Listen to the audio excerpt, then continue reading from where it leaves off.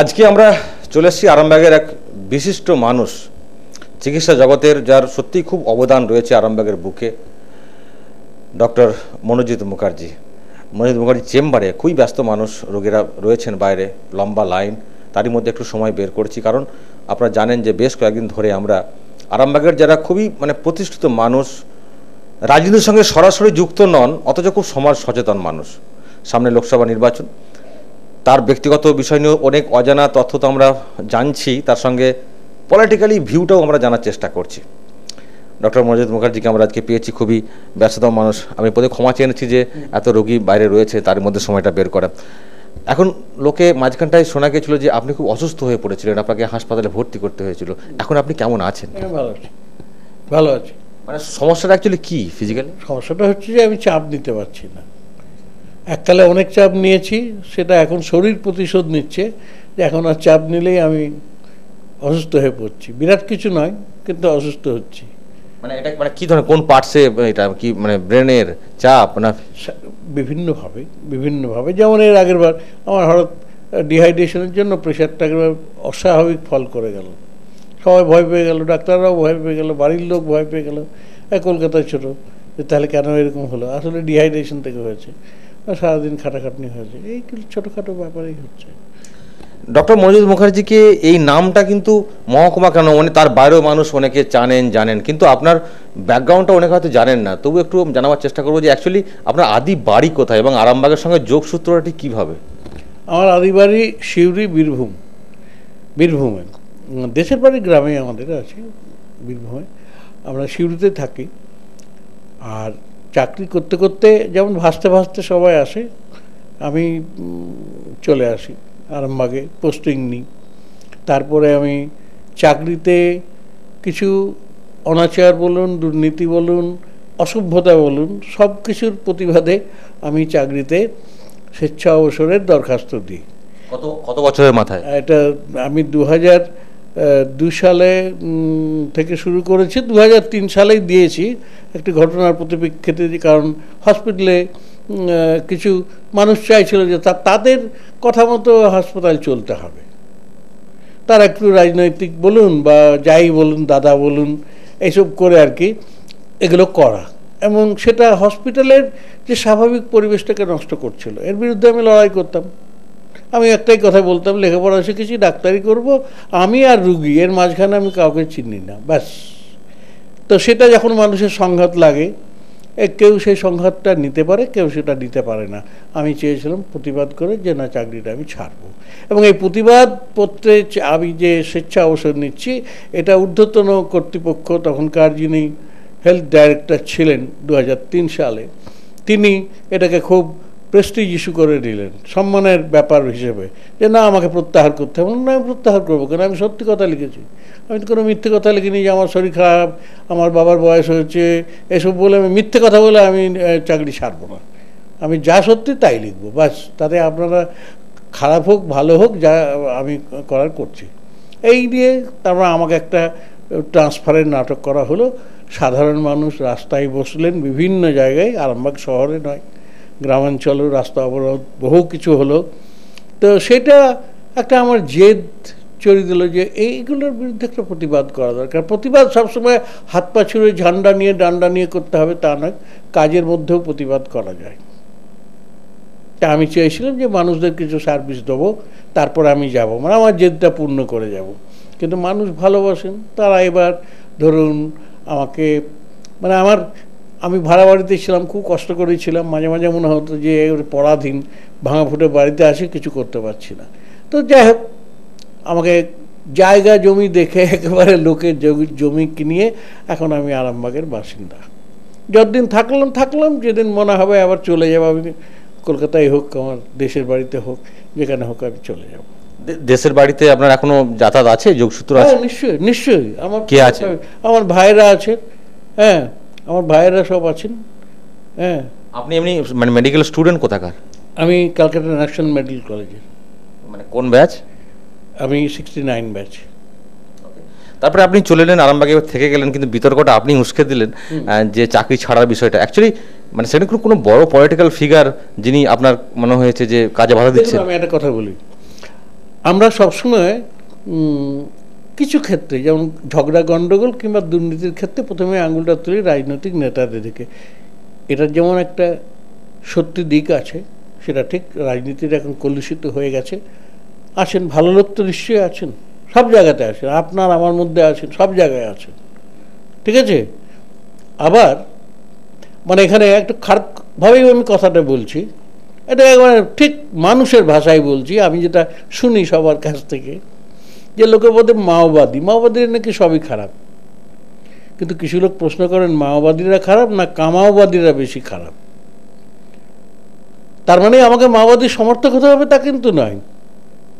তো চয়েসটা হচ্ছে যে কামাওবাদীদের থেকে মাওবাদীদের চয়েস করা বোধহয় বেটার। তাদের পথটা ভুল হতে পারে, মতটা নয়, এরকম অনেকেই বলেন। তো এটার মধ্যে সত্যি আছে, সত্যিটাকে নিতে হবে। এবার পলিটিক্যাল ফিগার সেই সময় ছিল কিনা এটাকে তো এইভাবে আমি বলবো না, এর মধ্যে সব কিছু আছে। থুতুটা ছুড়লে শুধু আমি অন্যের দিকে থুতুটা ছুঁড়ে নিজে দায়মুক্ত হলাম না, আমাদের এই সিস্টেমের মধ্যে, এই হেলথ সিস্টেমের মধ্যে একটা জিনিস রয়েছে, সেখানে তো থুতুটা আমার গায়ে পড়বে, আমার মতন তো আরও অনেকে রয়েছেন, সব কিছু রয়েছে। এবার সব কিছু মিলিয়ে ডাক্তারের মধ্যে ভালো আছে, খারাপ আছে, দেবতাদের মধ্যে ভালো আছে, খারাপ আছে, পলিটিক্যালদের মধ্যে ভালো আছে, খারাপ আছে, সব কিছু মিলিয়ে ভালো খারাপ মিশিয়ে তো এবার ভালোর যখন জন্য আপনি লড়াই করতে যখন তখন খারাপগুলো ঘোঁট পাকায়। আমরা হসপিটালে গোলমাল হতে হাসপাতালে বলতাম যে পুলিশ আসার আগে কিন্তু এদের নেটওয়ার্ক এত ভালো যে এরা ঠিক বদমাইশি করে বেরিয়ে চলে যায়। তারা বদমাইশদের নেটওয়ার্কটা সবসময় ভালোর থেকে বেশি শক্তিশালী কখনো হয়ে যায়। আমি যেটা পরিষ্কার হচ্ছে যে হাসপাতালে গন্ডগোল হয়, যে নেতাদের চাপ থাকে আমার পেশেন্টকে বেড দিয়ে ভর্তি করতে হবে, এটা একটা। আর একটা অ্যাডমিনিস্ট্রেটিভ পার্টেও একটা অন্যরকম প্রবলেম, একটা কারণ অনেক সময় এই যে মানুষ করে, অবশ্যই এই সাদা সরল মানুষগুলোকে খেপিয়ে তোলার পিছনে যারা আছেন তাদের মধ্যে তো একটা অংশ নিশ্চয়ই রাজনৈতিক লোক। কারণ আমার প্রতিবাদটা যেখানে ছিল হসপিটালে থাকাকালীন, আপনার প্রতিবাদটা আমি বলতাম, আমি আর নাম করব না এখানে, আমি নাম নেবো না, ব্যক্তিগতভাবে নাম না নেওয়াই উচিত। একজন গিয়ে তার পছন্দ হলো না, ডাক্তারের অন ডিউটি ডাক্তার এমার্জেন্সিতে আসেন, মাথায় জল ঢেলে দিলেন। আপনার আমল হয়েছে? হ্যাঁ, তিনি সাহসিত একজন বিরাট রাজনৈতিক নাকি ব্যক্তিত্ব, আমার কাছে তিনি কিন্তু একেবারে চুহা, আমি তাকে মনেই করি না। তা আমি বলতাম যে তোমরা কি এখানে রাজনীতির নেট প্র্যাকটিস করছো, মস্তানি করে বড় নেতা হওয়ার জন্য হাসপাতালটাকে বেছে নিয়েছো, বলতাম আমি।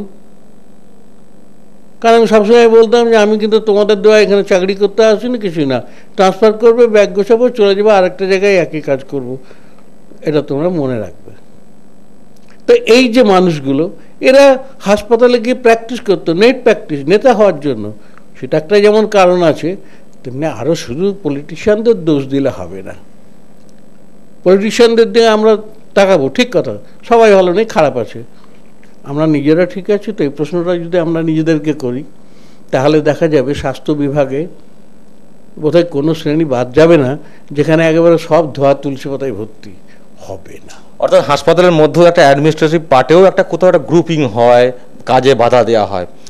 এখনো কি মনে করেন, আপনি তো হয়তো আরামবাগে রয়েছেন, খবরাখবর পড়েন, এখনো কি মনে হয় যে হাসপাতালে চাকরি করতে হবে ডাক্তারদের ক্ষেত্রে মানে ঠিকঠাক করে কাজ করায় কোথাও একটা বাধা দেওয়া হয় অ্যাডমিনিস্ট্রেটিভ পার্টে, সেখানে কোনো গ্রুপিজম, পলিটিক্স, এটা এখনো কি হচ্ছে?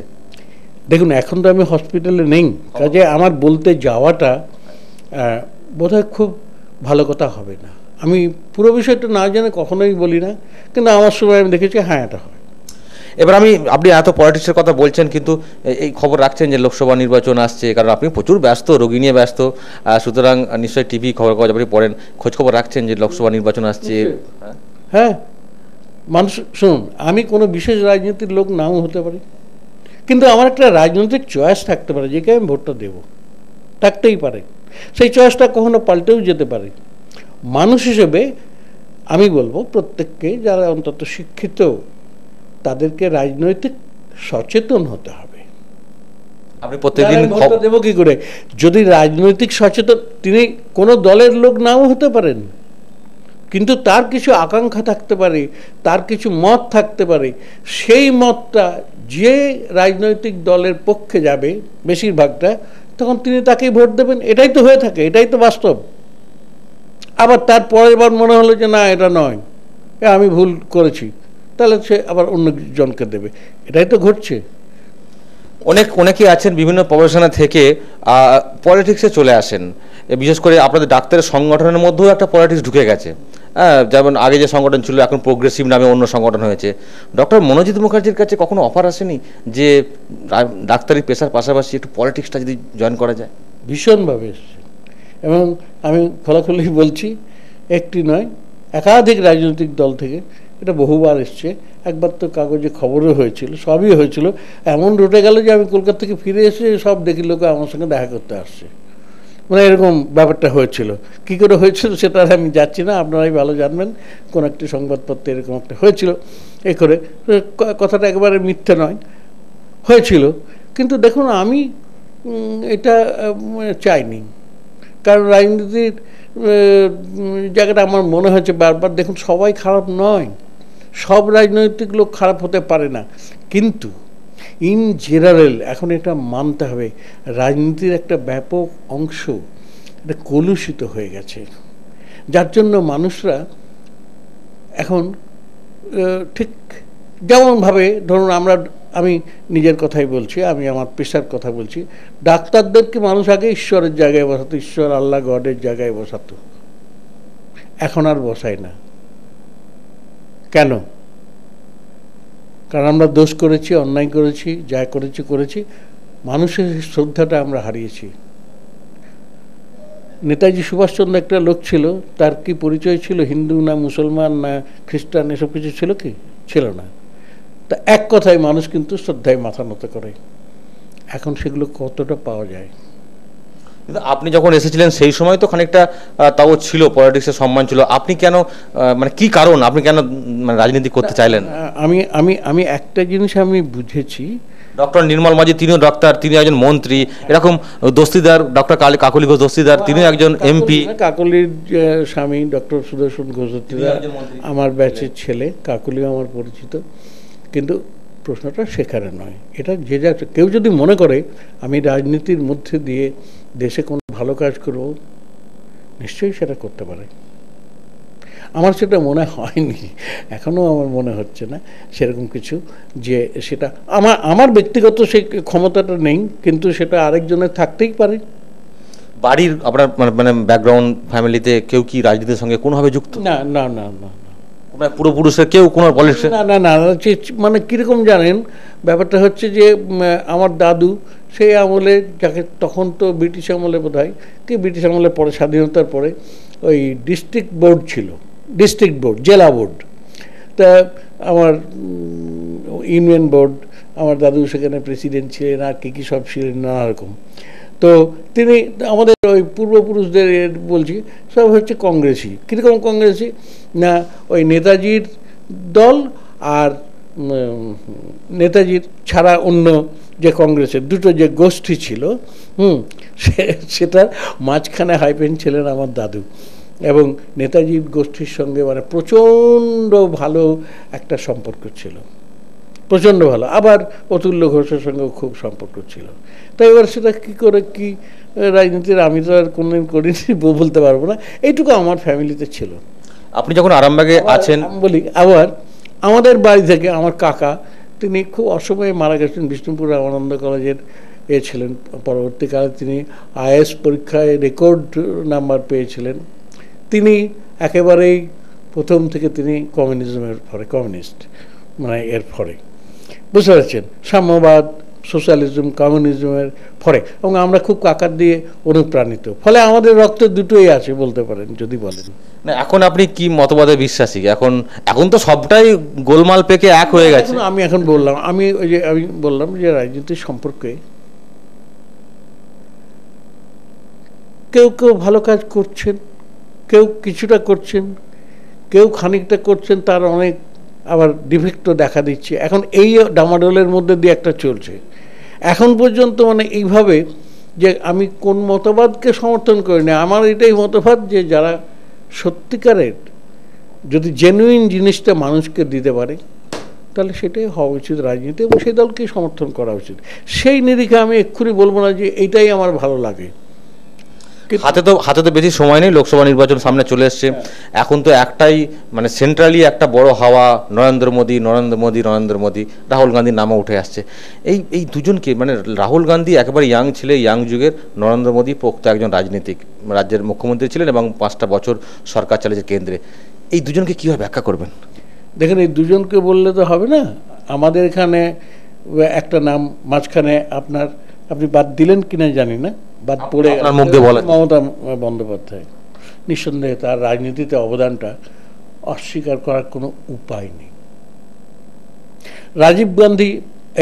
রাহুল গান্ধী প্রথম দিকে তাকে বাচ্চা ছেলে মনে হতো, সে কিলিয়ে কাঁঠাল পাকানো হচ্ছে তাকে রাজনীতিতে মনে হতো, কিন্তু এখন তিনি অনেকটাই পরিণত হয়েছেন, সেটা একটা কথা।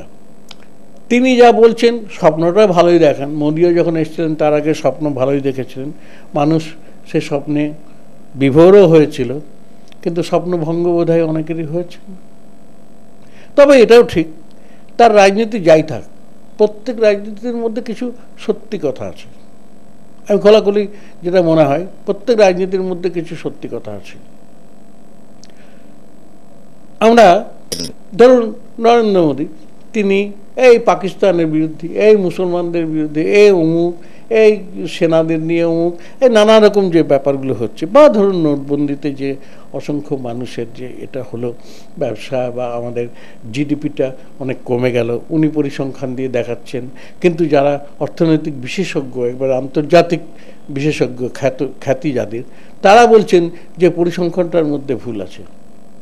এটা যদি রাজনীতির ধারা হতে থাকে তাহলে আমি তো বলবো যে নরেন্দ্র মোদী এই ধারাটা খুব খারাপ ধারার প্রবর্তন করলেন। আমরা চাই গঙ্গার জলধারা লোকে বলে যেমন পবিত্র, লোকে বলে, যাই হোক, কিন্তু এই যদি নর্দমার জলধারা বহানো হয় তাহলে সেটা খারাপ তো হবে। আর রাহুল গান্ধী সম্বন্ধে বলার এখন কোনো সময় আসেনি। কেন বলার সময় আসেনি? তিনি যেটা বলছেন অঙ্কে সেটা দেখানো যায়, বাস্তবে তিনি দেখাতে পারবেন কিনা সেটা তাকে প্রমাণ দিয়ে মানুষকে বোঝাতে হবে। না, নরেন্দ্র মোদী যেহেতু 5টা বছর সরকার চালিয়েছেন, আপনি একজন ভারতের একজন নাগরিক হিসেবে আপনি কি মনে হয় যে সরকারের কাছে যে প্রত্যাশা আপনারও ছিল ব্যক্তিগতভাবে, সেটা কি পূরণ করতে পেরেছেন নরেন্দ্র মোদী? দেখুন, আমি একটা কথা বলবো, উনি যেটা বলেন ট্রিকল ডাউন থিওরি, আমি অর্থনীতির লোক তো নয়, আমি চিকিৎসা বিজ্ঞানের লোক। ট্রিকল ডাউন মানে আমি একটা ঘরকে প্রচুর সাজালাম, তার থেকে আলো ঠিকরে ঠিকরে পড়ে বস্তিটা একটু আলোকিত হলো, এটা কোনো উন্নয়ন হতে পারে না। নিজের জোর থাকলো না, নিজের পাটা ছিল খোঁড়া, ক্রাচে ভর দিয়ে আমি দেশটাকে এগিয়ে নিয়ে যাব, ঘোড়া ছড়াবো, অবাস্তব পরিকল্পনা, এটা আমি বিশ্বাস করি না। নরেন্দ্র মোদী হয়তো ভালো, ব্যক্তিগতভাবে তিনি হয়তো খুবই ভালো, তার রাজনীতি যাই থাক ভালো, সব ঠিক আছে, কিন্তু এই যে এখন দেখছি বোকা বোকা কথা, একটা জনগণমন নিয়ে কল্যাণ সিং বলে দিলেন যে ওইখানে লাইনটাকে চেঞ্জ করা উচিত। আরে জনগণমন অধিনায়ক জয় হয়, এটা একটা রবীন্দ্রনাথের সৃষ্টি। তুমি বেটা লেখাপড়া কদ্দূর করেছো তাই সন্দেহ আছে, কিছুই জানো না। তা এই মূর্খামিগুলো একজন শিক্ষিত লোক হিসেবে এগুলো নিশ্চয়ই আমার কাছে অসহ্য লাগে। আবার আমি খুব খোলাখুলি বলছি, শুনতে খুব খারাপ লাগে, ওনারা যখন ধর্মনিরপেক্ষতা বলতে যখন বোঝান যে ছদ্ম ধর্মনিরপেক্ষতা কিছু লোক করেন, কথাটা খুব সত্যি কথা।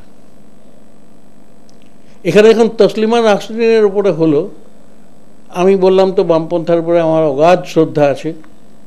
আবার এই যে মমতা ব্যানার্জি করছেন, আমি নাম করেই বলছি, তার মানে এই নয় যে আমি তার সমর্থন, আমাকে বামপন্থীকে যেমন আমি শ্রদ্ধা করি, মমতা ব্যানার্জির কাজকে আমি সেরকম দুহাত ভরে প্রশংসা করি। বিশেষত আমি ডক্টর হেলথে তিনি যে জিনিসটা এনেছেন, আজ পর্যন্ত স্বাধীনতার পরে এই বুকের পাটাটা কোনো সরকার দেখাতে পারেনি, যে বিনা পয়সায় আমি চিকিৎসা দেবো। তিনি কতদূর পারবেন আমি শেষ পর্যন্ত জানি না, কিন্তু করছেন তো।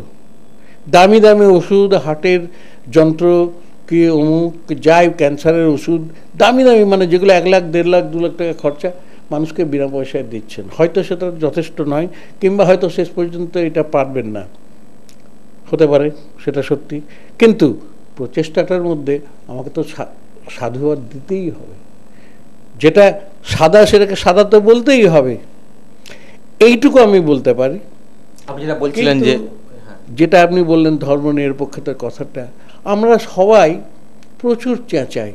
পশ্চিমবাংলা থেকে যখন তসলিমা নাসরিনকে সরকারে বললো যে আমরা আপনার প্রোটেকশন দিতে পারবো না, কতগুলো লোক চেঁচালো তসলিমা নাসরিনের বিরুদ্ধে। আরে তসলিমা নাসরিন যদি খারাপ লেখে, সাহিত্যটা তার খারাপ হয়, তো মানুষ তাকে রিফিউট করবে, সে একদিন এমনি আস্থা করে চলে যাবে। কিন্তু তাকে ভয় দেখে এখান থেকে বার করে দেওয়া, আমরা যে বড় বড় কথা বলি যে আমেরিকান সাম্রাজ্যবাদের বিরুদ্ধে এই করব, অমুকের বিরুদ্ধে ওই করব, আমরা খুব বিরাট বীরের জাতি, তো ওই মেয়েটাকে কেন লুকিয়ে লুকিয়ে এখান থেকে প্রাণ ভয়ে এখান থেকে পাঠিয়ে দেওয়া হলো? রাতে পাচার কথাটা খুব খারাপ কথা। তাহলে আমাদের বাঙালিদের এই ধর্ম নিরপেক্ষতাটা কি প্রশ্নের মুখে পড়লো না? পড়লো নাকি? একেবারেই। অর্থাৎ আপনি এই ডুয়েল রোলটা কোথাও কোথাও যেন হচ্ছে, আপনার মনে হচ্ছে যে মুখে এক, মানে যেটা আপনি বলছেন যে মুখে এক কাজে এক। আমরা অথচ ঢাকায় কতগুলো বাচ্চা ছেলে, দুধের শিশু, এদেরকে বলা যায় একবারে সবে সদ্য যুবক, যারা শাহবাগ আন্দোলন করলেন অন্ধ ধর্মীয়বাদের বিরুদ্ধে, তারা মরলেন ও অনেকের প্রাণও দিলেন, কিন্তু তারা তো থামেনি। আর ঠিক সেই সময়ে তসলিমা নাসরিনকে কলকাতা থেকে তাকে বলা হলো যে কলকাতারও একবারে ভারত থেকে পালিয়ে যাও, তোমাকে আমরা প্রোটেকশন দিতে পারবো না। আবার এর থেকে কী লজ্জা হতে পারে? তাহলে আমাদের মুখে যারা এই ধর্মনিরপেক্ষতার কথা বলি, একটা ফাঁকি তো নিশ্চয়ই আছে, আমি মনে করি। একেবারেই। আমি বলছি যে আপনি এত খুবই এইসব নিয়ে যে আপনি খুব খবর রাখছেন, সেটা পরিষ্কার। কোথায় সময় পান আমি সেটা ভাবছি, যে এত রোগী দেখে বলালে, কাগজে চোখ বলালে সবাই পারবে। আমি বলছি, অনেক হয়তো বলেন না, খোলাখুলি বলি। এই যে সংরক্ষণ, মহিলাদের সংরক্ষণ, কেন মহিলারা কি সেই বাঘের মতন লুপ্তপ্রায় জাতি হতে চলেছে নাকি যে মহিলাদের সংরক্ষণ করতে হবে? এই অমুক ওবিসিদের সংরক্ষণ, তো ওরা কি বিপন্ন প্রাণী নাকি যে ওদের সংরক্ষণ করতে হবে? আসল কথাটা কি জানতো? ফাঁকিটা আমাদের গোড়াতে। তো গোড়াতে মানে, আর যে গরিব তাকে উঠাও, সংরক্ষণ করে কিছু ভোট কেনার কি দরকার আছে? সোজা কথা। মন্ডল কমিশন হওয়ার পর ভারতবর্ষের দুর্নীতিগুলো খুব বেশি বেশি করে হচ্ছে, এটা বলেছেন আশিস নন্দী রাজস্থানে একটা সাহিত্য সম্মেলনে উনি বললেন। তার জন্য গোটা দেশ জুড়ে ওকে ধিক্কার, ভয় দেখানো হলো যে তোমাকে মেরে ফেলা হবে, অমুক করা হবে, হ্যান করা হবে। উনি পরিষ্কার বললেন যে সংরক্ষণ পলিসি করার পর দুর্নীতি বেড়ে গেছে। কথাটা সত্যি কথা। তা আমি মনে করি মহিলাদের সংরক্ষণ কেন? মহিলাদের সমাজে এগিয়ে যাওয়ার রাস্তাটা ক্লিয়ার করো না, অর্থনৈতিক রাস্তাটা ক্লিয়ার করো, মহিলাদের স্বাধীনতা দাও। এটা তো আমি ভীষণ বিশ্বাস করি। এবং আমি মনে করি যে আমাদের যে হেলথের পলিসি বলুন বা বিভিন্ন পলিসি বলুন ফেল করছে, তার একটা কারণ কি জানেন? এটা আমার ব্যক্তিগত মত। সেটা হচ্ছে যে সব পুরুষদের হাতে কক্ষিগত, মেয়েদের ছেড়ে দিন,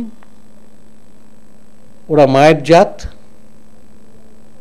ওরা একটু কম বদমাইশি করবে। এদের উন্নতি না হলে, মেয়েদের উন্নতি না হলে, ও যত বড় বড় কথা আমরা বলি, মহাকাশে উৎক্ষেপণ করি, কিছু হবে না। উন্নতির জন্যই তো সংরক্ষণের কথা বলছে না।